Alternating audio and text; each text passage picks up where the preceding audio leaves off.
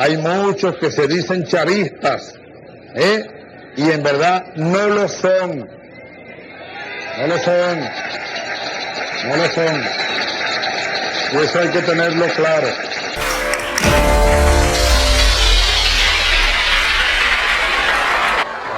Dar paso a público. Muy bien.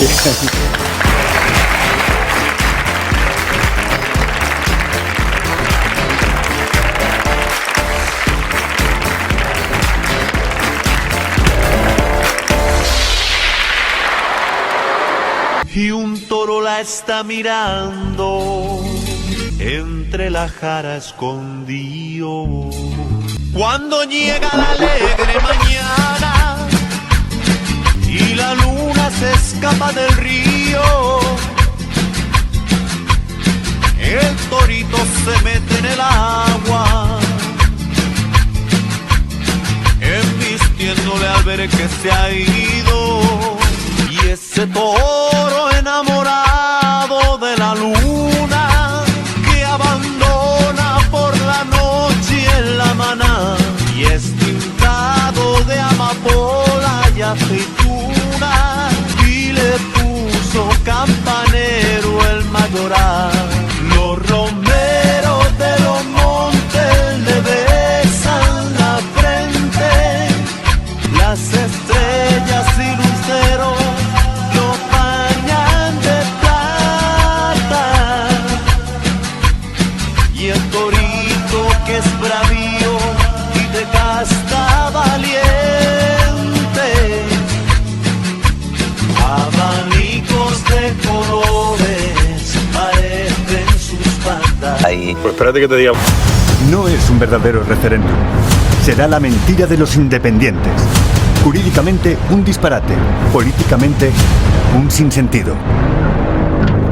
El profesor Monedero, me gustaría escuchar. Y ese toro enamorado de la luna que abandona por la noche en la maná. En este momento es un momento de posicionarnos políticamente. O estás con el imperialismo o estás con la contrarrevolución. Pero aquí en este momento no hay puntos medios. En ese sentido, me posiciono del lado del proceso revolucionario chavista. Y lo digo abiertamente y públicamente. Cuando el presidente Maduro anuncia la Asamblea Constituyente, que no solamente derrotó la violencia de la oposición aquí, porque aquí hay que decirlo, aquí hubo un proceso de violencia orquestado por los Estados Unidos con sus aliados locales de la derecha neoliberal, matando a la gente aquí, con más de 100 muertos y con cientos de heridos, ¿no? Las guarimbas aquí en Venezuela, que eso eran francotiradores paramilitares organizados por el imperio junto con la derecha neoliberal aquí. Que el presidente Maduro se da una respuesta que poca gente es capaz de dar. En cambio, la prensa internacional, ¿qué es lo que está diciendo? Que quien está matando a la gente es el proceso bolivariano, el gobierno bolivariano, Maduro, etcétera, que esto es una dictadura, que esto es una cosa increíble. Cuando uno ve lo que pasa aquí localmente y lo que dice la prensa internacional, es una cantidad de mentiras, y lo triste es ver a la izquierda latinoamericana, a la izquierda internacional, tragándose esos cuentos, criminalizando al gobierno venezolano. Y muchos de ellos, por esa criminalización en la opinión pública, entonces se lavan las manos y se echan a un lado y no apoyan el proceso. No solo se lo tragan, lo amplifican, ¿no? Por supuesto, pero gente de izquierda, que es lo más increíble. ¿Cómo se tragan estos cuentos? Porque tenemos que ser ante todo antiimperialistas. Y no podemos estar apoyando políticas imperialistas violentas en un país como Venezuela. O sea, me parece, pero una cosa que no tiene ninguna excusa. Y han firmado un documento, muchos intelectuales de gran nombre latinoamericano, apoyando las tesis de la oposición neoliberal aquí. Entonces, no solamente está dando respuesta a la crisis de la guerra económica que hay aquí, sino que tiene que también pensar en dar respuesta en el horizonte, es decir, de poner allí el horizonte del 20 de octubre, del golpe de timón, del presidente Hugo Chávez, de comuna o nada. Lo que hacen es utilizar eso de trampolín para generar entonces una confrontación política, institucional y hasta violenta, porque esto que se dice de que son manifestaciones pacíficas, eso es una gran mentira. Ahí están los videos en la cara de todo el mundo que se han distribuido por el planeta entero, de cómo estas manifestaciones lo menos que tienen es de pacíficas. Cómo van agrediendo gente, cómo van haciendo barbaridades por las calles, quemando edificios, etcétera, etcétera, ¿no? Entonces, estamos ante una situación donde nos tenemos que posicionar políticamente. No podemos en este momento, y para mí es una vergüenza que personas identificadas con modernidad, colonialidad, estén ahora haciéndose ecos de la oposición. Y no solamente eso, que hayan salido públicamente a decir, ¿no?, hacer un llamado a la izquierda internacional, que tienen que criticar a Venezuela. Que Venezuela es un país que está en gran medida, el chavismo ha caído en unos errores y en unas crisis porque la izquierda internacional ha sido cómplice y no ha sabido hacerle la crítica al chavismo. En este momento no es momento de crítica, en este momento es un momento de posicionarnos políticamente. O estás con imperialismo o estás con la contrarrevolución. Pero aquí en este momento no hay puntos medios. En ese sentido, me posiciono del lado del proceso revolucionario chavista. Y lo digo abiertamente y públicamente y sin ninguna vergüenza. Después de la entrevista de Jordi Évole con Nicolás Maduro, entrevistón a cachetadas, o que solo faltaron cachetadas, decía Maduro, el presidente de Venezuela. Pastor, en El Objetivo, un hombre que ha estado cara a cara con la justicia. Un hombre que formaba parte... Le gustan estas situaciones. En España, algunas... pero que tiene una cierta tendencia, digamos, a alabar los gobiernos bolivarianos y cubanos.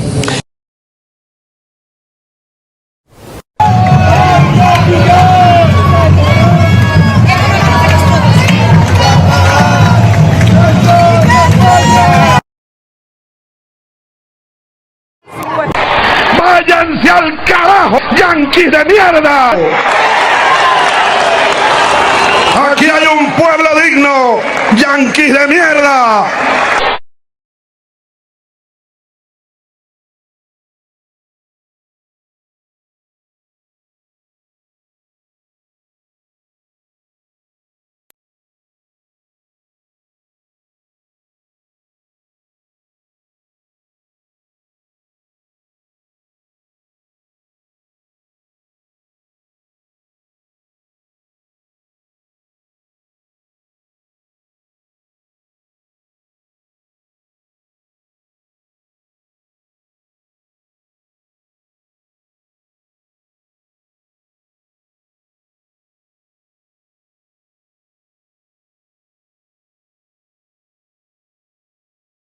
Juan Carlos, he traído, no tendrás queja, te he traído a Torre Europa, en la City madrileña, y en el fondo tienes el Santiago Bernabéu. Bueno. Te da. Muy bien. Bueno, mira.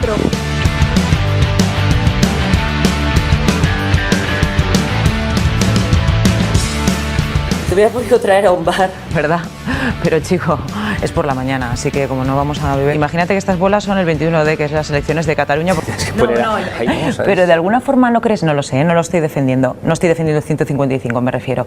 El 155 seguramente había que aplicarlo, Seguramente había que aplicarlo porque los otros ya se habían vuelto locos, pero el problema es cómo lo aplicas. Okay. Entonces lo que no te autorizaba nadie... Que no había una forma blanda o dura, claro, eso ya no estaba en las manos. No te autorizaba nadie a de repente me cargo lo que han votado los catalanes, porque claro, es que eso es... Esa intervención es... No, esa es la intervención que yo creo que es inconstitucional, porque cuando intentó Fraga meterlo en la Constitución, intentó cambiarlo, el Constituyente le dijo no, eso no lo vamos a meter. Hombre, siempre se dice, no, el Tribunal Constitucional muchas veces dice, el Constituyente lo que ha querido decir, ya, pues ahí el Constituyente dijo claramente, tú no puedes, aplicando el 155, cargarte unas elecciones y un gobierno y un parlamento. Y es lo que han hecho, entonces dices, hombre... Vale, ya ha pasado todo eso.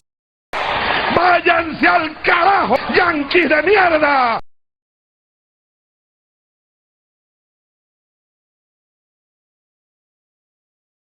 Te pido que me saludes a los compañeros y compañeras, te pido que me saludes al presidente Maduro y le pido al pueblo que sea muy consciente de que lo que está pasando ahora mismo en Brasil, en Argentina, en Chile, aquí no se cuenta, pero están otra vez creciendo los números de los pobres, la gente que enferma y no tiene la posibilidad de buscar soluciones, la gente que están echando de sus casas, la gente que le están quitando las pensiones. Eso está pasando ahora mismo en Argentina, en Chile Pero los ojos se colocan es en Venezuela. Se colocan.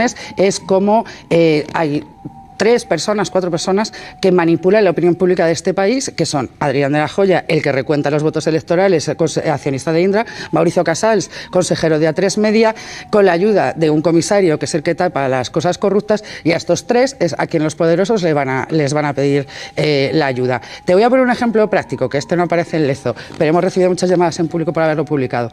Antes del 26J, de las elecciones en las que posiblemente Podemos, ¿no?, también podía llegar, las nuevas elecciones, ¿no?, que se obligó a hacer porque no había pacto, en un restaurante de Madrid comen Adrián de la Joya, Mauricio Casals, Villarejo y Antonio García Ferreras. Bueno, según los presentes cercanos a esa mesa, que fueron los que nos contaron a público lo que se había hablado allí, lo que se estaba diseñando era la falsa cuenta del Euro-Pacific Bank que se le atribuyó a Pablo Iglesias, Eduardo Inda, porque claro, Eduardo Inda solo no puede. ¿Quién estaba en esa?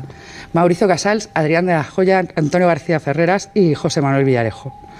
Me extraña, te lo digo de corazón, que Ferreras estuviera entre esos. No, está porque lo hemos sufrido en público. Le llamaron al final de la comida, no le llamó para explicar al público que le llamaron al final de la comida y que llegó al café.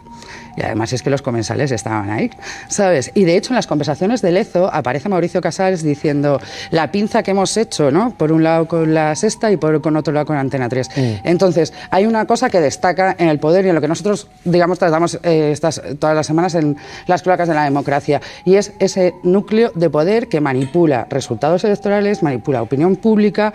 Y no digo que se manipulen los resultados mecánicamente, sino que en el momento que tú creas falsas investigaciones en periodo preelectoral, haces que eso sea bombardeado por medios de comunicación tan potentes el día del recuento. Déjame hacerte una última pregunta, Patricia. Esta semana va a haber, nos hemos enterado un careo entre Ignacio González y Mauricio Casals, directivo de A3 Media y presidente de La Razón, porque una magistrada se grabó, informó de que estaban siendo grabados. Sí. Y hay un juez sin miedo, honesto, que quiere saber quién era esa jueza.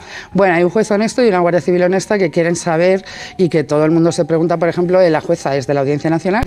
Te pido que me saludes a los compañeros y compañeras, te pido que me saludes al presidente Maduro, y le pido al pueblo que sea muy consciente de que lo que está pasando ahora mismo en Brasil, en Argentina, en Chile, aquí no se cuenta, pero están otra vez creciendo los números de los pobres, la gente que enferma y no tiene la posibilidad de buscar soluciones, la gente que están echando de sus casas, la gente que le están quitando las pensiones. Eso está pasando ahora mismo en Argentina, en Chile. Pero los ojos se colocan es en Venezuela. Se colocan.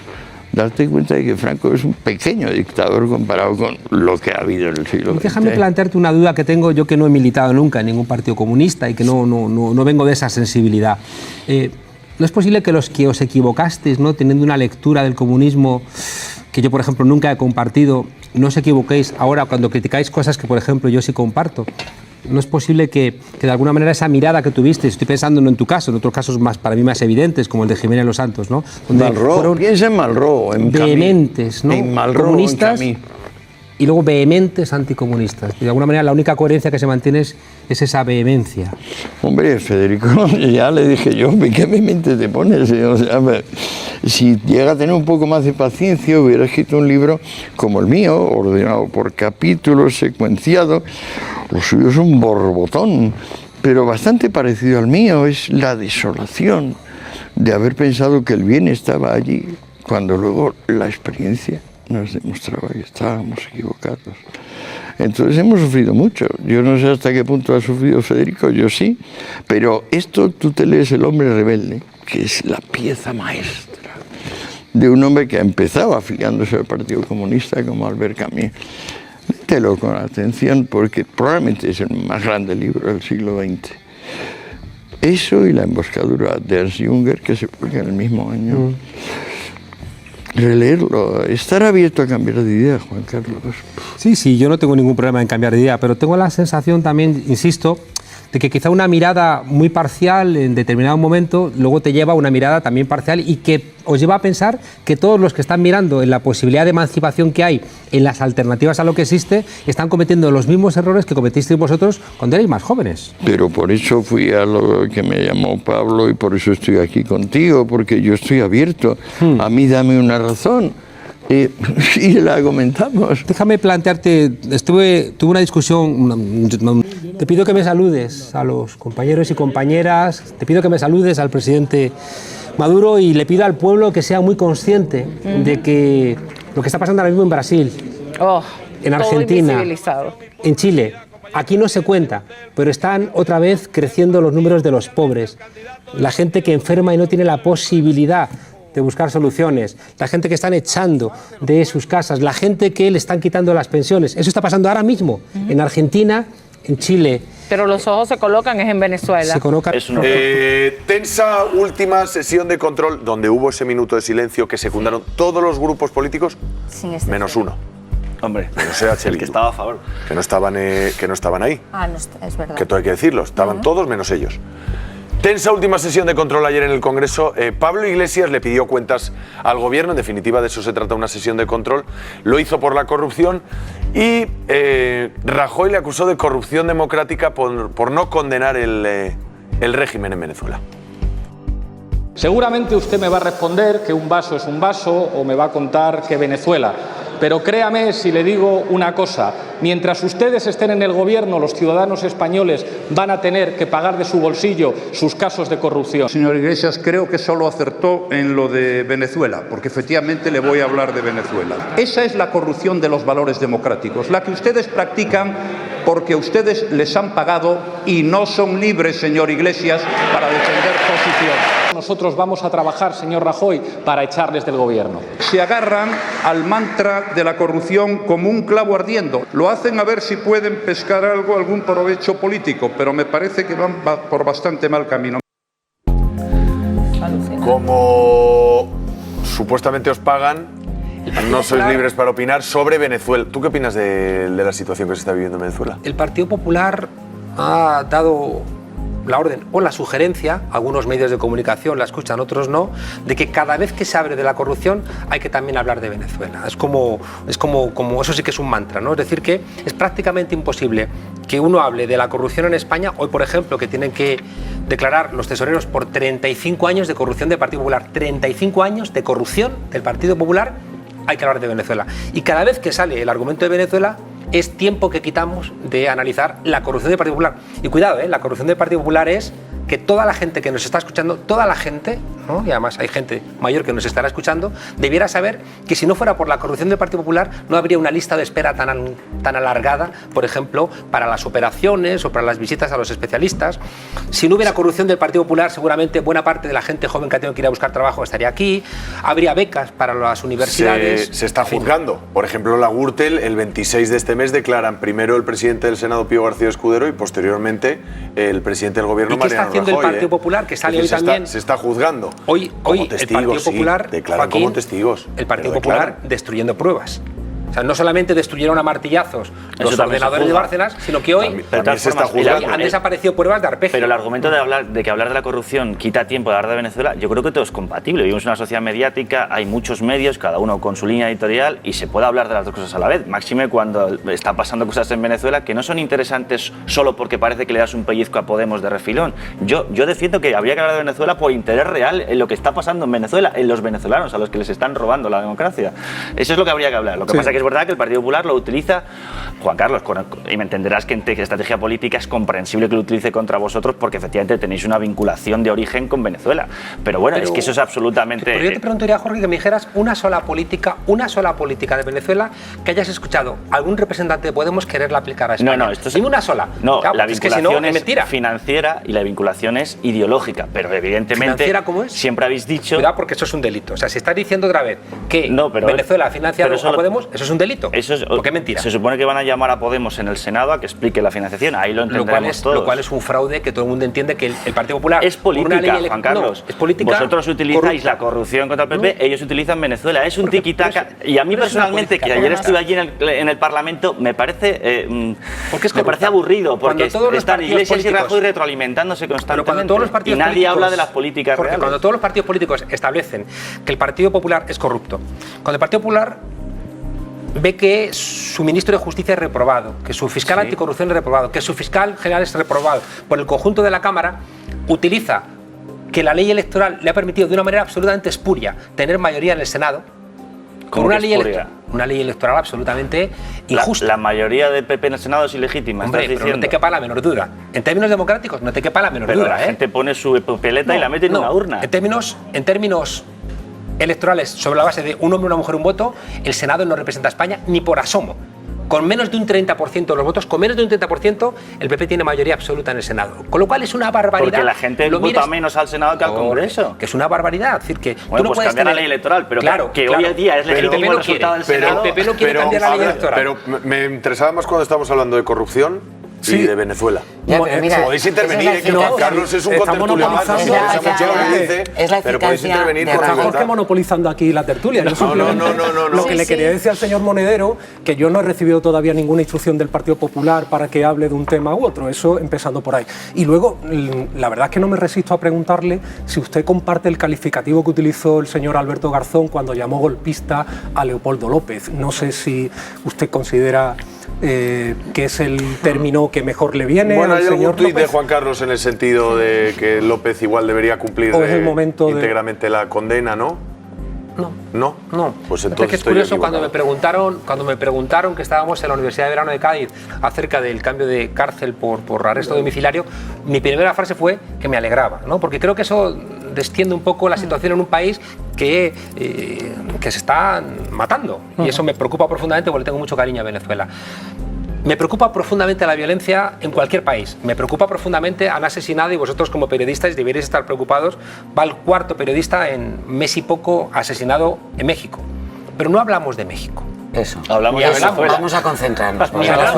Empezamos a meter todos los crímenes. Pero no estaría mal hablar de México. Hablar de Colombia. Donde han hecho un acuerdo de paz. Ya nos vamos al periodismo Han hecho un acuerdo de paz con la guerrilla en Colombia y el gobierno no lo cumple. O podríamos hablar de Brasil, donde está habiendo un golpe de Estado y donde acaban de hacer... Leopoldo López, te ha hecho una pregunta, Antonio. Vamos a centrarnos, Juan Carlos. Te voy a contestar. Ya, pero quiero decir que a veces no sabemos cómo se llama el presidente de Marruecos, no sabemos cómo se llama el presidente de Portugal. En cambio, sabemos muchas cosas sobre Venezuela porque hay un interés en esa dirección. Pero a lo que voy, yo creo que exijo que lo mismo que pedimos en España para los que conculcan la ley se aplique en cualquier país del mundo. Incluido en Marruecos, donde he visto ahora mismo, hace poco antes de entrar, un reportaje geográfico donde parece que en Marruecos no hay presos políticos, no hay gente asesinada. Bueno, o donde... porque no has visto las fotos del rey paseándose por los Campos Elíseos. Bueno, pero es que claro, es que lo he visto. He visto a Mohamed, que parece que alegre está Marruecos. Pero vamos con Venezuela, vamos con Venezuela. No es verdad. Ya, pero Marruecos lo tenemos más cerca que Venezuela, ¿eh? Y luego está Qatar. Más cerquita. Mira como Messi. La venta de armas a Arabia Saudí. Una pregunta. Venezuela. La noche de las elecciones en Venezuela, Leopoldo López salió desconociendo el resultado y diciendo que había que defender en las calles lo que en su lectura se había robado en las urnas. Es decir, no reconoció el resultado electoral. Esa noche hubo disturbios y murieron 43 personas. Es decir, hay 43 familias víctimas del terrorismo esa noche. Y quien alentó esos disturbios fue Leopoldo López. O sea que sí. Yo te devuelvo la pregunta. Que cree que es un golpista. ¿Qué pasaría si él ya fue demostrado como golpista en 2002? Con pruebas falsas, en un régimen donde el Estado de Derecho ha sido secuestrado. Bustos, en 2002, en el golpe de Estado contra Chávez de 2002... No, hablamos de la condena que le tenían Ramón Verde. Pero es que ha dicho que es un golpista. Es un golpista en la medida en que él fue condenado por golpismo en 2002. Otra cosa es que fuera perdonado. Por intentar construir la paz. Ya, pero es que cuando uno es un golpista, es un golpista. ¿Es un preso político? Igual. ¿No Leopoldo López es un preso político? No, es un político preso. Ah, es un político preso. No es un está muy bien el hiperbatón. Es un político preso, claro. Es decir, te devuelvo la pregunta, Bustos. Si aquí hay unas elecciones y la noche de las elecciones sale alguien... Fue una farsa, Juan Carlos, fue una farsa. Pero fíjate... Lo ha reconocido el fiscal que ha pedido asilo en Estados Unidos para que el chavismo no le bueno, está asilado, de hecho. Claro. Pero yo te diría que los organismos internacionales zanjen eso. Y me parece correcto. Y por eso quiero que existan. El Partido Popular se ha cargado de la justicia internacional en España, cuidado. O sea, cuidado que partidos... Te vuelves a escapar. ¿Por qué hay que recurrir siempre al PP para justificar lo que no hace o la posición que tiene Podemos? Si yo lo que quiero es que dialoguen. Si yo estoy con el Papa Francisco, que lo que quiero es que en Venezuela hablen, que hay un conflicto. Es decir, a Maduro lo han elegido el pueblo y a la oposición en la Asamblea la ha elegido el pueblo y hay un choque de legitimidades. Y eso se tiene que solventar dialogando. Por eso me alegré que la intervención de Zapatero y la intervención del Papa haya logrado que los jueces hayan concedido ese arresto domiciliario a Leopoldo López. Y lo que dije, que me parecía que es muy desafortunado, que sus primeras declaraciones, nada más salir de la cárcel, sean hay que seguir la lucha. Y dices, pero por Dios. Tú dijiste que pare de echar gasolina, que no siga echando gasolina. Un segundito, Antonio, vamos a hablar también de la Constituyente, pero a nosotros nos gusta intentar plasmar la realidad de los lugares y de hecho los compañeros de este programa se han desplazado a Venezuela varias veces para ver la situación que se está viviendo allí. Yo te invito a que lo veas con nosotros. Esto en el marco de la liberación de Leopoldo López. Ayer López habló por teléfono con Rajoy y fue el expresidente Zapatero a visitarlo a su domicilio. El régimen chavista se ha cobrado 250.000 vidas en sus 16 años de vigencia. Muertes en manifestaciones. Mira, le quemaron. Vale. Le lanzó la bomba. Secuestros. Torturas en prisión. Y ejecuciones extrajudiciales. Vienen los policías, loco. Tiroteado por unos policías. Así es como murió el hijo de Aracelis. Mi esposo y yo fuimos a buscar a los niños. Encontramos que estaban los funcionarios del 6CPC acá adentro. Llegan dándole golpe a mi hijo mayor. Él se metió en un callejón allí y ellos nos mataron. Nadie le explica por qué. Estoy muy llena de rabia, porque todo lo que está pasando en el país, la impunidad que hay. Ella se apoya en su amiga Dilsi.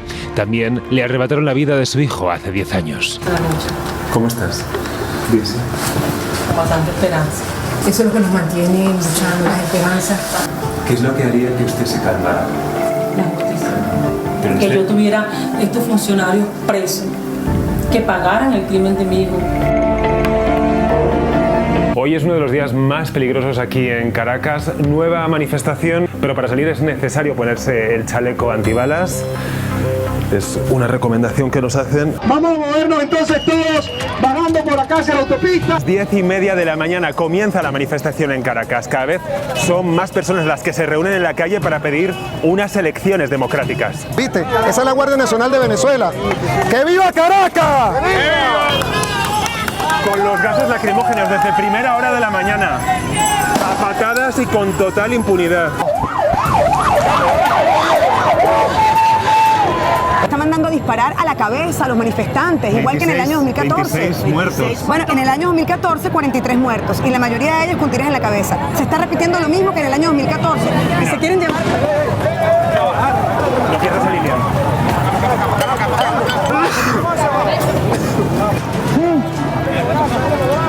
Disparan sin razón. Mira a los niños. Cuidado con el niño.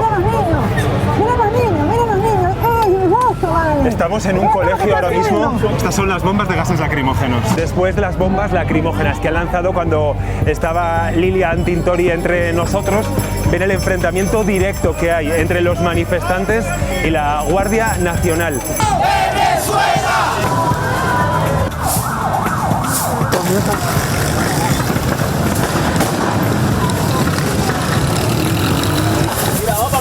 ¡Hostia, por aquí no! ¡Por aquí, vamos! ¿Qué ha pasado? Le han dado una pedrada. Vamos con una ambulancia. ¡Médico! ¡Médico!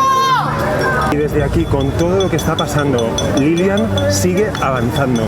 No hay nada que la detenga, con los brazos en alto. Bueno, está claro que en Venezuela hay dos bandos clarísimamente enfrentados, pero hemos visto también el desabastecimiento de medicamentos en los hospitales, hemos visto también que en los supermercados no hay género.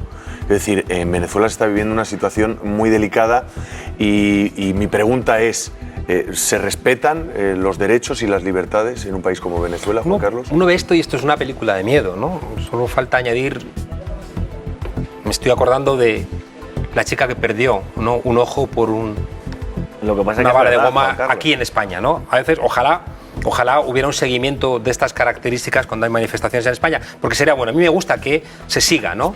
La represión y se denuncie la represión en cualquier lugar del mundo, ¿no? Yo he estado mucho en manifestaciones y he visto cómo actúan los antidisturbios. Esto es un ejemplo de represión. En cualquier lugar, a mí me gustaría que lo siguiéramos en todos lados, ¿no? Mira, hay una cosa de fondo. Yo creo que si no, vamos a estar dándole vueltas. Venezuela tiene dos problemas muy de fondo, ¿no? Uno es histórico. Venezuela no tuvo nunca minas, entonces nunca fue un virreinato. Y por tanto nunca tuvo una administración, fue una capitanía general que gestionaba desde el puerto de Maiquetía el cacao. No nos remontemos a Bolívar, Juan Carlos, vamos al presente. Yo como soy profesor de universidad me explico como me sé explicar. Entonces, bueno, pues venga, las minas. La próxima vez, insisto, que a diferencia de otros lugares de América Latina, Venezuela no tenía minas, no tuvo virreinato, no tenía estructura de Estado, y cuando se construye el Estado en el siglo XX ya tienen petróleo, y por tanto es un Estado muy ineficiente. Eso es lo que genera a su vez, esa ineficiencia, una enorme corrupción que atraviesa históricamente ese país. El segundo gran problema que tiene Venezuela es que en la tensión de Arabia Saudí con Rusia se han hundido los precios del petróleo. Pensemos qué pasaría si en España se nos hundiera un 80% el turismo. ¿Cómo estaríamos? ¿De acuerdo? Eso ha pasado en Venezuela y no es culpa ni de Maduro, es culpa de los mercados internacionales. Y esos dos problemas, cuando se hunde el precio del petróleo, no, es como si se hundiera el turismo en España. Juan Carlos, hay una asamblea en la que se ha votado, que han votado todos los venezolanos, y en la que la mayoría... Y un presidente que también lo han votado todos los venezolanos. Sí, pero la asamblea, es decir, el órgano de máxima expresión de la voluntad popular, se ha elegido democráticamente. ¿no? Igual que el presidente. Igual que el presidente. Pide un revocatorio. Y resulta que lo que ha hecho el presidente es cargarse todos los poderes que tiene esa asamblea, por no decir que ha permitido incluso que se la salte y apalicen a los diputados de la oposición, se ha cargado y hacia lo que avanza es hacia un nuevo proceso constituyente precisamente para desactivar los poderes de todo lo que ha votado los venezolanos. Yo creo que lo que tenéis que hacer es invitar al embajador de Venezuela y que se explique él. O sea, yo no tengo por qué explicar nada porque no me corresponde. O sea, que es que yo soy español. Carlos, tú has estado ahí muchas veces. Pero yo he estado hace 10 años. Es decir, si es que es un poco, insisto, es el mantra de cuando se habla de la corrupción, se termina hablando de Venezuela. No, si es que se puede hablar de las dos cosas. O sea, hay vulneración de los derechos humanos, hay vulneración. Reconozcamos que es muy eficaz el Partido Popular cada vez que surge el tema corrupción, que acabemos hablando de Venezuela. Aquí de corrupción hablamos todos los días. Ya, pero ¿por qué no invitas al embajador de Venezuela y le pides a él explicaciones? No a mí. O sea, yo quiero hablar de la corrupción, quiero hablar de que el Partido Popular tiene 800 cargos imputados, quiero hablar de las políticas de recortes, quiero hablar de cómo el Partido Popular financia medios de comunicación con dinero de todos. Permíteme que elijamos nosotros llevamos también. Media hora hablando de Venezuela y no me interesa. O sea, pero que es una cuestión de actualidad. Ana Pardo de Vera, Antonio. Para nosotros y para gran parte de la población que asiste con mucha preocupación. Más de 100 días de protesta en la calle, más de un centenar de fallecidos. ¿Sabéis quién es el presidente de Portugal ni quién es el presidente de Marruecos? Pero es que el presidente de Portugal no tira gases lacrimógenos contra su población, Juan Carlos. En vez de estar ¿en qué momento la izquierda, Juan Carlos, si te interesara, hablarías de Marruecos, de Arabia Saudí, de Colombia, y no lo hacéis? Pero ¿en qué momento la izquierda, que siempre ha estado con los movimientos estudiantiles y con las protestas, se alinea con la policía represora en vez de con los estudiantes? ¿En qué momento la izquierda por fanatismo ideológico hizo ese cambio de paradigma? Si es que no es verdad. No es verdad que están muriendo estudiantes represaliados por la policía. Quien está haciendo negocios con corruptos chavistas es el Partido Popular. Pues muy mal. Pero entonces sacarlo aquí. Pero denuncia la represión policial de Venezuela. Bueno, si es compatible. Acaba de hablar de corruptos chavistas. Son estos que compran los pisos de 9 y 10 millones de euros que se venden en el barrio de Salamanca. Los lunes, los miércoles y los viernes voy a ser chavista. Los martes, los jueves y los sábados voy a ser de ETA. Y los domingos, como somos un país católico, voy a descansar. Si la parodia defensiva, que la utiliza muy bien Rajoy, haya sido... Yo quiero que haya un titular de esta entrevista que perdona un momento, Jorge, es que se nos hoy es jueves, hoy te toca ser chavista. Se nos va a ir crudo y no le hemos preguntado a Juan Carlos Monedero cuál es la postura de Podemos frente a Gibraltar. Hemos hablado. O frente a Cataluña, por seguir hablando. Pero a que nunca le hemos preguntado. Aunque nunca le hemos. Yo desde luego reconozco que nunca le preguntamos. Es un partido que aspira a gobernar, han presentado una moción de censura recientemente, por lo tanto, yo tengo curiosidad y perdonad el cambio de tercio, pero es que se nos va a ir vivo con este asunto. ¿Cuál es la postura de Podemos Fíjate que respecto a lectura del periodismo, ¿qué lectura del periodismo que cuando viene alguien a entrevistar tiene que salir muerto? Somos carroñeros. ¿Qué es? O sea, es el periodismo en España, madre de Dios. Por cierto, hablando de periodismo carroñero, hoy estaría bien...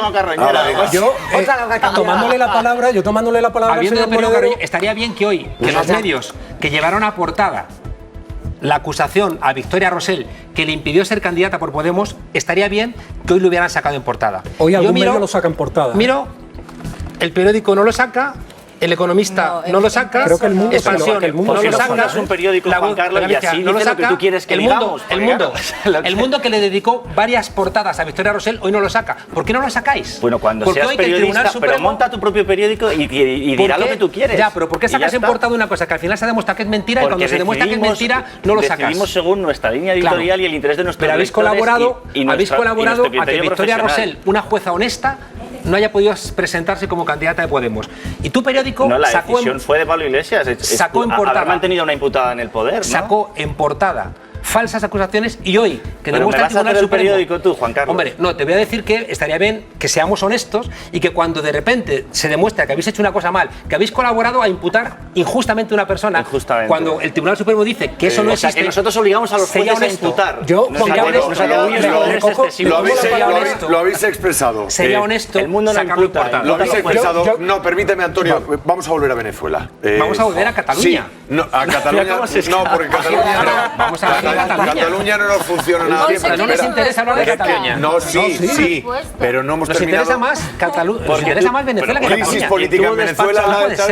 Yo insisto, hemos estado varias veces en Venezuela, hemos intentado retratar lo más fielmente, de verdad, en nuestra labor de periodistas, la realidad que se vive en Venezuela, con las explicaciones que tú has dado de por qué se ha llegado a esta realidad, pero la realidad es innegable. Vamos a verlo. Estamos hablando ahora mismo con nuestro contacto en Venezuela y nos llega este mensaje. Buenas noches, se solicita con carácter de urgencia medicamentos para los ataques epilépticos. Estamos hablando de medicamentos para la epilepsia que te pueden salvar la vida. En España se consiguen con una simple receta médica. Pero la situación en Venezuela es tan surrealista que no podemos entrar en el país con esos medicamentos que hemos comprado tranquilamente. Los tenemos que esconder bien en la maleta, debajo de las camisas. 8 horas de vuelo y aterrizamos. Llegamos al aeropuerto de Caracas. Venga. Y nos vemos obligados a apagar la cámara. Si nos pillan, la policía política nos llevará directos al calabozo. Ya en las calles de Venezuela, entramos en una farmacia y nos encontramos con esta imagen desoladora. Todos los cajones vacíos. Es que no tenéis casi nada, ¿no? Quería ver si había... Está... Joder. Medicamentos que pueden salvar la vida a nuestro contacto no existen. El desabastecimiento es total. Hay que custodiarlos bien en caja fuerte porque en este país los medicamentos traídos del extranjero se consideran contrabando. Adelante. Hola. Hola, buenas noches.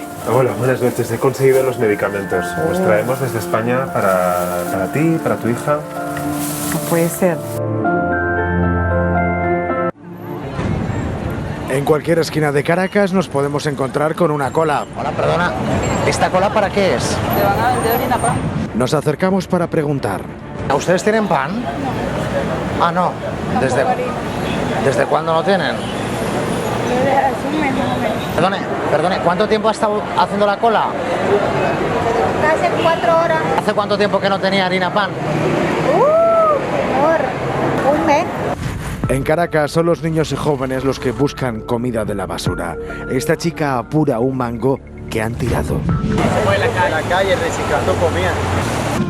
Caracas, Venezuela, año 2017. Juan Carlos Monedero veía el vídeo y decía, esto es un fraude, es un poco... No, fraude. es decir, que hoy están declarando los 3 tesoreros del Partido Popular por corrupción, ¿no? Y estamos Venezuela, como si a los españoles realmente les fuera la vida en Venezuela, ¿no? O sea que es como, a mí me da que es un fraude a la gente. ¿no? A los oyentes, a la audiencia y a los españoles. Es decir, que resulta que cuando uno mira lo que realmente le preocupa a los españoles, no está Venezuela. En cambio, este programa está dedicando el grueso de la discusión a Venezuela y me parece que es un fraude. O sea, me parece que es engañar. Vamos a hablar de Cataluña, ¿eh? O sea, vamos a hablar de la. Vamos a hablar de la declaración de Rajoy y de García Escudero. Lo que los hemos hablado muy. pero los españoles, cuando quieren ver lo que les preocupa el desempleo, que no llegan a fin de mes, que tienen que pagar los medicamentos, que en España se está muriendo gente porque no le pagamos el Sovaldi a los enfermos de hepatitis C aquí en nuestro país. Aquí en nuestro país, en vez de hacer... Eso no es verdad. Eso no es verdad. Eso no es verdad. Alfonso Alonso, ministro de Sanidad, traerlos aquí y que te lo cuenten ellos. A ver si no se está muriendo gente porque no se le pagan los medicamentos de hepatitis C aquí, en nuestro país. Eso no es así. No en Venezuela. Entonces, pero si el ministro de Sanidad lo anunció. Alfonso Alonso anunció que la Seguridad Social pagaría el Sovaldi. Iba a pagar y los enfermos mayores se lo agradecieron. Trae mañana a los enfermos y que te lo cuenten. Lo único que de las pocas cosas en las que estoy de acuerdo con lo que ha planteado el señor Monedero en su intervención aquí es la importancia que tiene un acto central hoy en la agenda política, que es la comisión de investigación tanto del Congreso como del Senado. Entonces, yo lo que le gustaría plantear, ¿usted tendría algún inconveniente en ir al Senado y dar explicaciones sobre esos supuestos informes que se habrían facturado a través de fundaciones o empresas relacionadas con los círculos de Podemos? Digo, ¿cree que igual que hay que investigar con todas las de la ley la financiación irregular del Partido Popular? Aquí no se trata de decir una cosa con una diferencia. Es el momento también de que se aclaren esas dudas que hay sobre el tema de Podemos, Ciudadanos. Claro, sin duda, yo no tengo ningún tipo de problema en ir, pero hay una pequeña diferencia. Y es que los jueces han demostrado que el Partido Popular se ha financiado ilegalmente y los jueces a día de hoy han rechazado cualquier acusación de que Podemos haya financiado. Pero una comisión de investigación parlamentaria no es para depurar responsabilidades judiciales, sino políticas. Claro, creo que son compatibles, ¿no? Pero parece que es un gesto de honestidad que si los jueces dicen que no hay nada, tú no quieras seguir insistiendo para conseguir titulares, que es lo que hace el Partido Popular. Todos los partidos son conscientes, salvo el Partido Popular, son conscientes de que lo que está haciendo en el Senado el PP es una cortina de humo para intentar tapar sus casos de corrupción que están demostrados. Pero si se están sustanciando en la Audiencia Nacional. Si te llaman, vas a ir o no. Si te llaman, vas a ir. ¿Cómo no voy a ir? Pues claro, no tengo ningún tipo de problema, ¿no? No hay nada que ocultar. Pero me consta, y como os decía antes, que el Senado es una cámara absurda, elegida de una manera muy ilegítima. Por Ramón Espiar no sé qué va a opinar de eso. Muy legítima, lo comparte. Pero ¿cómo no vas a compartirlo si, insisto, con menos del 30% de los votos, el Partido Popular tiene mayoría absoluta? Lo que es el Senado en estos momentos es la bala de plata, del Partido Popular. Es un disparate. Yo no puedo estar más en desacuerdo con lo que dice Monedero sobre que es ilegítima y que no es democrática, porque no es cierto, pero sí es verdad que como herramienta política se ha convertido en la última bala del Partido Popular. Que el único lugar donde tiene una mayoría todos dicen que la van a absoluta hasta que llegan al poder. Hasta que llegan al poder y dicen no, bueno, ahora que me quede como no estoy. Toca, es legítima la situación de Venezuela. Utiliza para embarrar, para enlodar y para cambiar. No, Venezuela. No digo él. No, Venezuela. Para embarrar y para. La ley electoral, Venezuela. Las medicinas de los pensionistas, Venezuela. La corrupción también de desviar el debate, Juan Carlos. Perdón, está claro. Bueno, pues entonces, venga, Cataluña. Vamos con Cataluña. Es que ¿cuál es la postura de Podemos respecto a la convocatoria unilateral del referéndum de independencia en Cataluña el 1 de octubre, Juan Carlos? Mira, en estos 3 años de política largos de Podemos, yo he aprendido una cosa que es a querer a Cataluña. Desde Madrid a mí me resultaba difícil entender, ¿no?, que en Cataluña había un sentimiento nacional, y en estos 3 años largos lo he aprendido. Y cuando nosotros defendemos la plurinacionalidad de España, lo que estamos intentando es trasladar que es que en Cataluña piensan en catalán, sueñan en catalán, y que nosotros empezamos a sentirnos españoles tarde, con la invasión francesa, mientras que ellos llevaban mucho más tiempo autorreferenciándose. ¿Sí o no, Juan Carlos? Entonces, una cosa que he aprendido es que si España es una nación de naciones, si en España tenemos una cosa que creo que es una riqueza, ¿no?, y es que nos podemos sentir catalanes, vascos, andaluces, gallegos y también españoles, tenemos que dar una salida constitucional a eso. Y eso pasa por un referéndum asumido por el conjunto de los españoles. Luego no unilateral. Claro. Es decir, ¿qué hemos planteado nosotros? y que yo comparto, ¿no? Pese a no tener ningún tipo de responsabilidad en Podemos. Que hace falta un referéndum que termine de zanjar de una vez por todas, porque también hay mucho hartazgo de esta discusión, con el anclaje de Cataluña en España. Eso no pasa por un referéndum unilateral, que es una movilización y que solamente tiene sentido porque enfrente tienes un Partido Popular que es una fábrica de construcción de independentistas. Es decir, desde que ha llegado Rajoy a la Moncloa hay muchos más independentistas. Por lo tanto, parece que Rajoy le hace daño a España. ¿Con Podemos habría menos? Rajoy le hace, por no te quepa la menor duda. Pero si sois plurinacionales. No te quepa la menor duda, porque si hay una cosa que he recibido como mensajes desde Cataluña, se durante volverían la campaña he españoles escuchado con mucha gente que decía, si Podemos es España, yo no me quiero ir de España. En cambio, si Rajoy es España, se va a querer ir hasta Valladolid. Yo a Junqueras no lo he oído decir eso, vamos.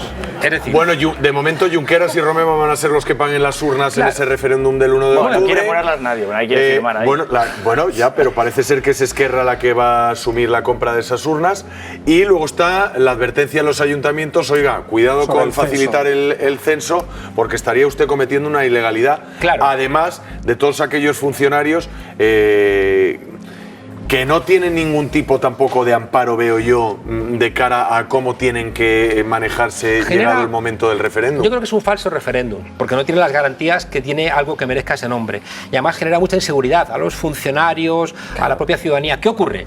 Que hay muchos catalanes que dicen, pero el Partido Popular va a seguir cerrando la puerta a que yo pueda expresarme como catalán. Y hay mucha gente que dice, voy a votar solamente porque no soporto que el Partido Popular siga frenando el desarrollo de la democracia. Y eso hay que dar una salida. Claro, no hay salida si por un lado tienes gente que dice, adelante con todo, y el Partido Popular que dice, nada, aquí si te pones así te voy a mandar los tanques, como ha dicho algún... Cuando uno va a un juicio, Recién llegada de Venezuela, la religiosa que hoy nos acompaña ha venido a Europa para denunciar cómo las multinacionales acaban con la madre tierra y convierten la vida en una mercancía. También ha venido a denunciar que el bloqueo petrolero que prepara Estados Unidos contra Venezuela es contrario a los derechos humanos y que los que quieren aplicarlo son los mismos que matan espaldas mojadas o inmigrantes o refugiados en el desierto de México, en el desierto de Oriente Medio o en el desierto inundado del Estrecho. Ha venido a contar que la España que gobierna quiere a las empresas, incluidas las de armas, pero no quiere a las mujeres y hombres de Latinoamérica. Confía en el ser humano y quiere dejarnos aquí una ventana de esperanza. Buenas noches y bienvenida a La Frontera, María Eugenia Rusián. Muchas gracias. ¿Cómo estás? Muchas gracias, Juan Carlos. Tú mírame a mí. Muchas gracias. Tú no les hagas caso, tú mírame a mí.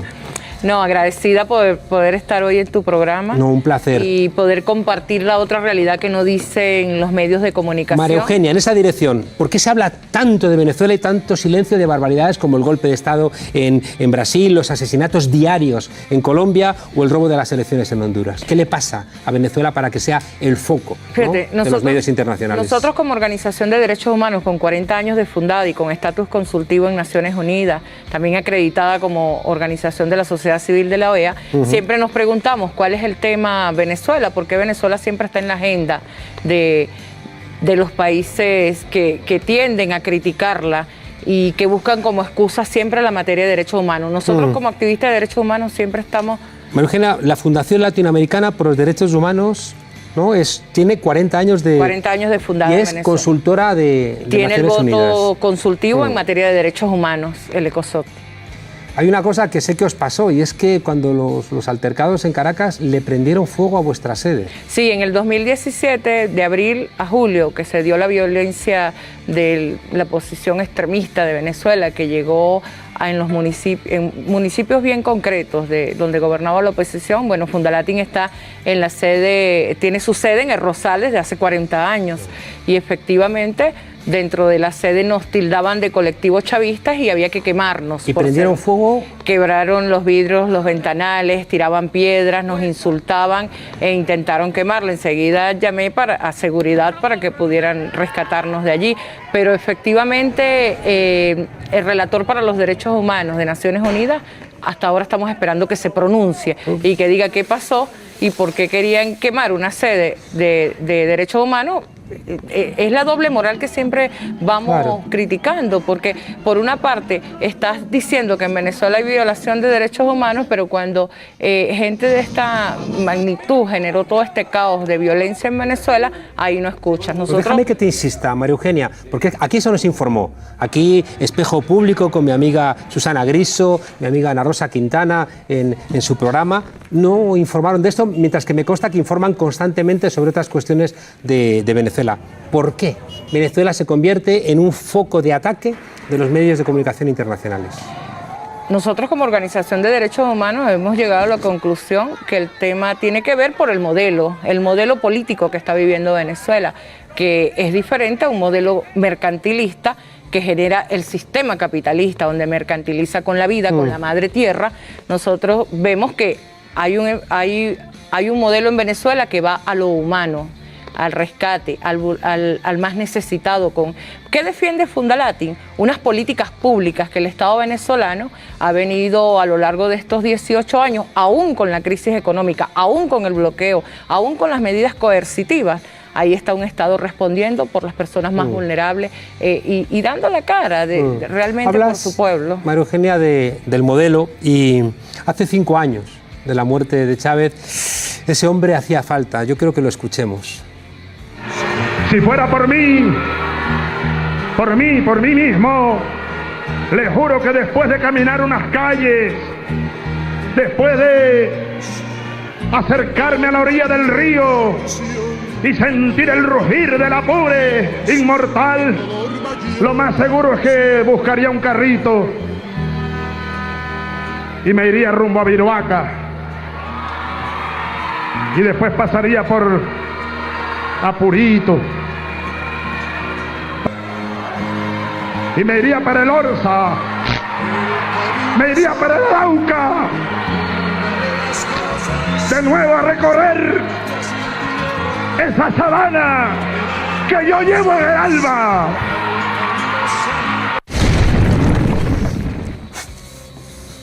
Hizo mucho por Venezuela, hizo mucho por América Latina, Hugo Chávez. Yo me emociono como venezolana de ver personas que lo han reconocido a nivel mundial.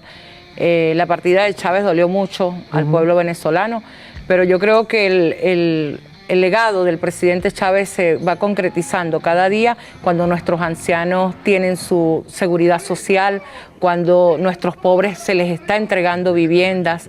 Ya van casi 2 millones de viviendas entregadas a las clases más vulnerables del pueblo venezolano, cuando nuestros niños indígenas tienen la tecnología, cuando tenemos educación gratuita, cuando tenemos una salud, un médico atendiendo en una población a la clase más vulnerable. Ahí se hace presente todo este proyecto humanístico y fraternal, que se compara mucho con el cristianismo, aunque... Tú eres religiosa, tú eres monja. Sí, llevo 27 años de monja y nosotros nosotros desde la perspectiva de Teología de la Liberación vamos viendo que todo este proyecto se asemeja mucho con el proyecto de Jesús. Claro, y por eso te iba a decir también que es que desde que llega Chávez al poder y empiezan toda una serie de cambios en América Latina, salen 72 millones de personas de la pobreza, 72 millones, ¿no? Que están regresando ahora con los gobiernos de Temer, de Macri, de Piñera. Y precisamente, Juan Carlos, han querido satanizar el proceso venezolano.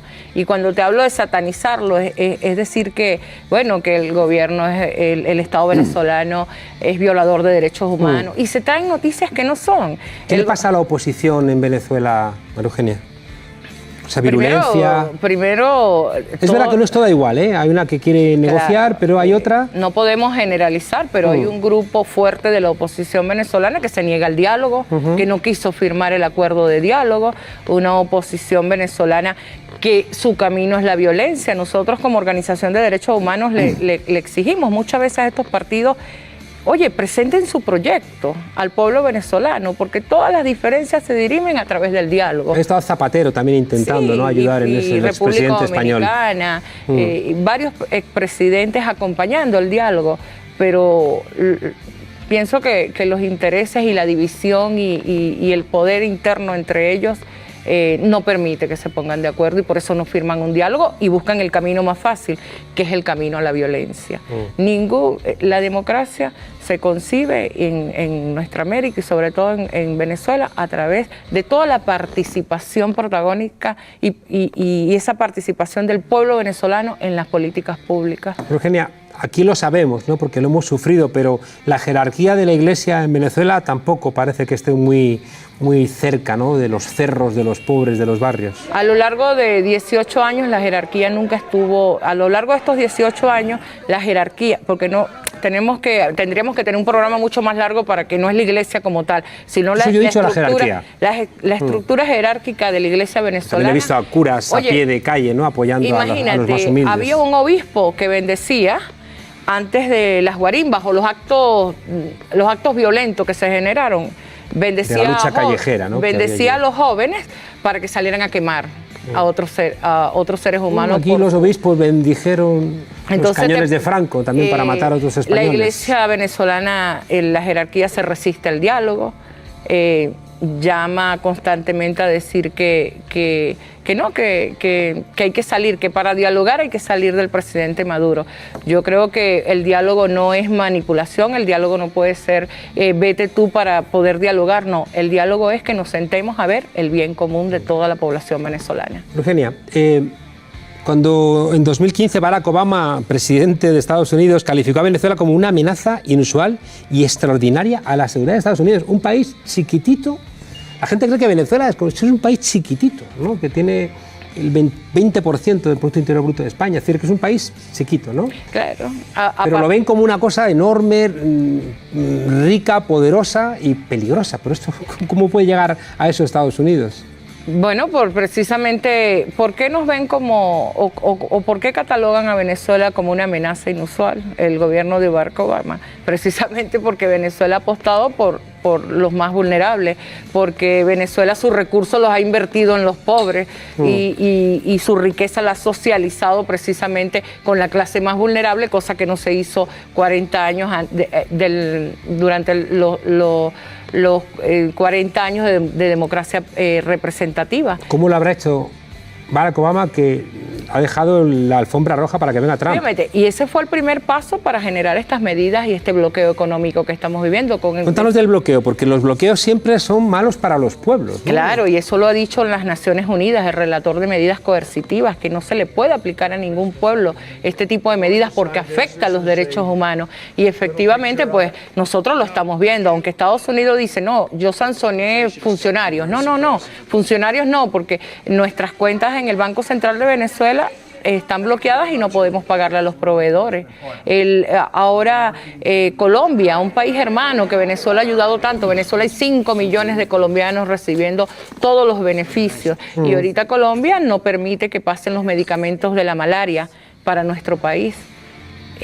Precisamente se retuvo 1.650 millones de dólares que Venezuela los tenía para comida y alimentos y nada, porque es una orden de Estados Unidos. Siempre he tenido la sensación, María Eugenia, de que Venezuela representa para Estados Unidos y por tanto para sus mayordomos europeos lo que significó la España del 36, lo que significó el Chile de Allende del 73, es decir, ejemplos de que se pueden intentar hacer las cosas de manera diferente y dicen no, hay que castigarles igual que hay que castigar a una Grecia brutalmente para que nadie piense que puede haber alternativas. Es bueno, Juan Carlos, decirle al mundo que los países tienen la libertad de poder organizarse como quieren. Venezuela ya lleva más de 20 participaciones de elecciones donde los ciudadanos elegimos, los venezolanos elegimos a nuestros gobernantes, nuestros poderes, que son 5.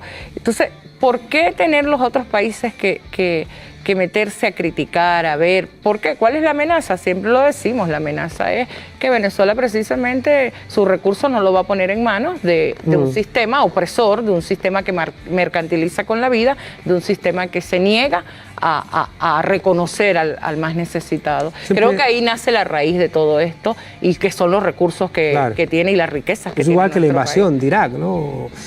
Hay una cosa que siempre explico y es que si en España se hundiera un 80% el turismo, yo no sé qué pasaría con mi país, ¿no?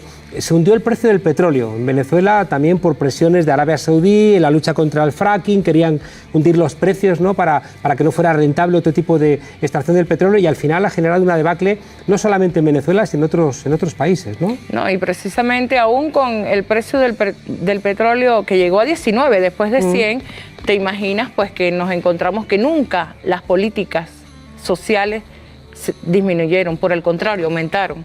Entonces la gente se pregunta, oye, pero lo estamos asfixiando, pero el pueblo venezolano resiste. Resiste, Juan Carlos, ¿sabes por qué resiste? Porque ellos continúan con todas las dificultades que tenemos. Ahí está un Estado respondiéndole al pueblo más vulnerable venezolano. Déjame preguntarte, María Eugenia, es verdad que hay dificultades en Venezuela, no hay problemas, es verdad que hay gente que está intentando pues, buscar suerte en otros lugares.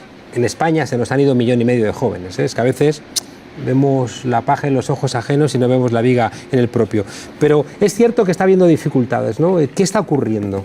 No, las medidas coercitivas y el bloqueo, por supuesto que va a traer alguna escasez al país, pero no es como quieren gritar al mundo que nosotros estamos muriendo y necesitamos ayuda humanitaria porque hay una crisis humanitaria en Venezuela. No, no. Las noticias parece que, eso lo conozco porque lo oía aquí, luego iba allí, parece que hay barricadas en las calles, incendios, gente muriéndose de hambre por las calles. Nada que ver, por eso siempre invitamos a los organismos con que nos reunimos en estos días aquí en España, con comunidades, con movimientos sociales, con varios partidos políticos, con Amnistía Internacional España, para que vean la experiencia de Venezuela y no solo se dejen sus informes o sus análisis lo hagan a través de lo que dice la prensa, sino que viendo la realidad del país y lo que estamos viviendo, de ahí saquen sus conclusiones. ¿Cómo ves a España? Cuéntame corriendo. Bueno, España yo viví aquí un tiempo, hice mi noviciado aquí, compartía mucho. Y ¿con qué congregación?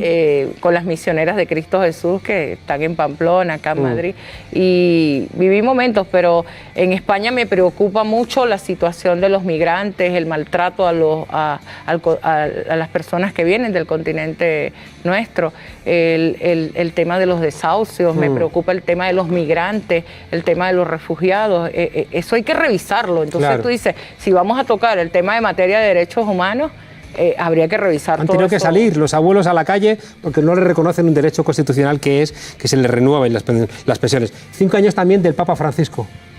Bueno, el Papa trae... Este Papa nos ha salido medio bueno, menos en cuestiones de mujeres, que ahí el hombre... Ahí tiene una deuda todavía. Ahí el hombre no puede, pero en otras cuestiones hay un cambio, ¿verdad?, con el Papa Francisco. Sí, ha dado unos avances muy fuertes ante una iglesia muchas veces plegada al poder. El Papa ha invitado constantemente a la jerarquía a acercarse al pueblo, a ir a comunidades. De hecho, ha dado varios avances en materia de teología de la liberación. Ha reconocido toda esta labor que hizo el obispo Romero en El Salvador. Claro. Es bien interesante lo que se va dando. ¿Estás contenta con este Papa?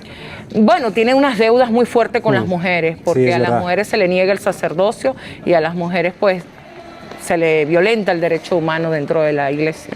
Elecciones en mayo en Venezuela. Sí, efectivamente, como ¿qué esperas? A lo largo de estos 20 años. ¿Qué esperamos? La participación de un pueblo que está consciente cada vez más de su rol, de su protagonismo y de su participación. Y efectivamente estas elecciones nos van a seguir fortaleciendo el sistema democrático venezolano.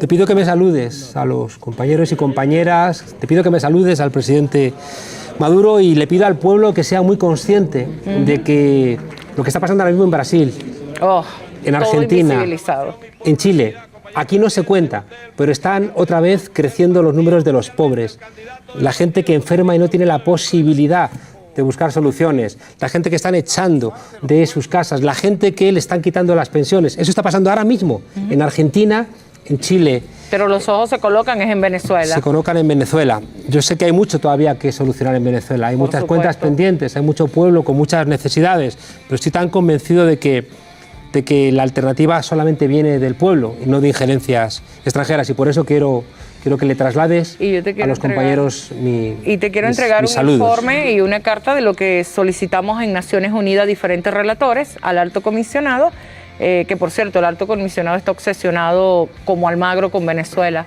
entonces cada vez que le enviamos los informes no los toma en cuenta, entonces a través de tu programa queremos también invitarlo a él, porque me imagino que ve tu programa, pues ¿no? seguramente que lo ven en Naciones Unidas. Sí, así es, queremos entregarte lo que entregamos allá en Naciones Unidas y un informe pues sobre la violencia que se generó en Venezuela en el 2017. Te lo agradezco, María Eugenia. Con Dios. Claro que sí. Hasta muy pronto y lo digo, mucha fuerza allí porque si quieren acabar con Venezuela es porque Venezuela ha sido un ejemplo para el continente entero. Mucha suerte. Y gracias a ti por esta oportunidad por que favor, nos das. Adelante. Y Lolo, tú, por favor, dispara. Son algunos de los...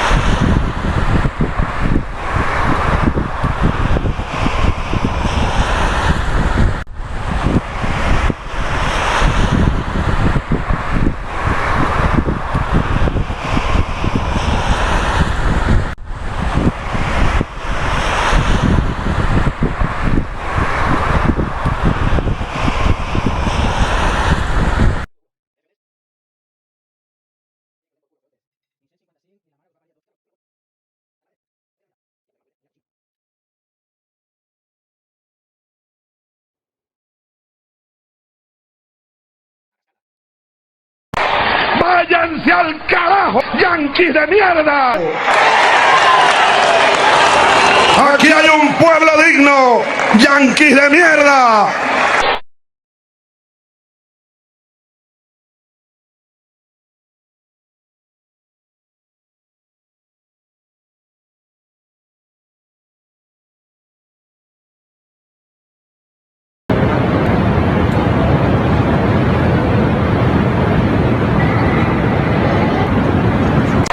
¡Váyanse al carajo, yanquis de mierda!